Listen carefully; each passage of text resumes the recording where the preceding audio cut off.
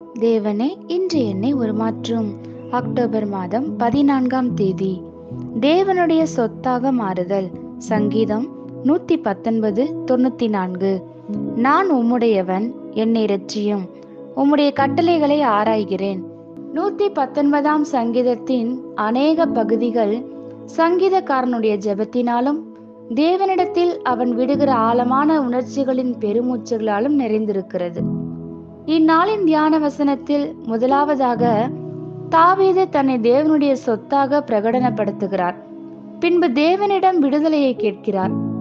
மக்கள் குப்பை கூலங்களை தங்கள் சொத்தாக சேமிக்க மாட்டார்கள். தேவனுடைய சொத்தாக தன்னை உருவாக்கியது எது என தெளிவுபடுத்துகிறார். உம்முடைய கட்டளைகளை ஆராய்கிறேன். ஆராய்கிறேன் என்பதற்கு அடிக்கடி செய்கிறேன் என அர்த்தம். நாம் தொடர்ச்சியாக தவறாமல் தேவனது வசனத்தினால் போஷிக்கப்பட்டு அதிலே தங்கியிருப்பதையே அது குறிக்கிறது.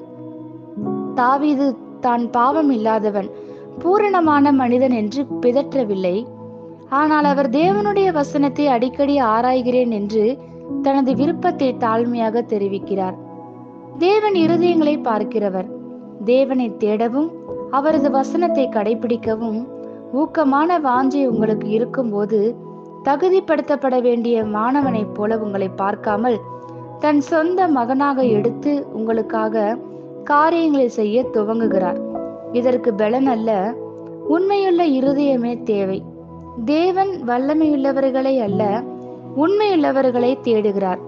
அப்படிப்பட்ட ஒருவரை அவர் கண்டுபிடிக்கும் போது அவர் தன்னுடைய பெயர், திறமை மற்றும் அதிகாரத்தை அவனுக்கு தந்து அவனை இரட்சித்து இந்த பூமியிலே அவர் நிமித்தமாக மாபெரும் மனிதனாக அவனை உருவாக்குகிறார்.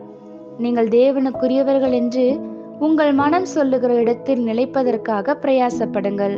ஆமேன். இந்த வார்த்தைகளினால் நீங்கள் ஆசீர்வதிக்கப்பட்டீர்கள் என்று நாங்கள் நம்புகிறோம்.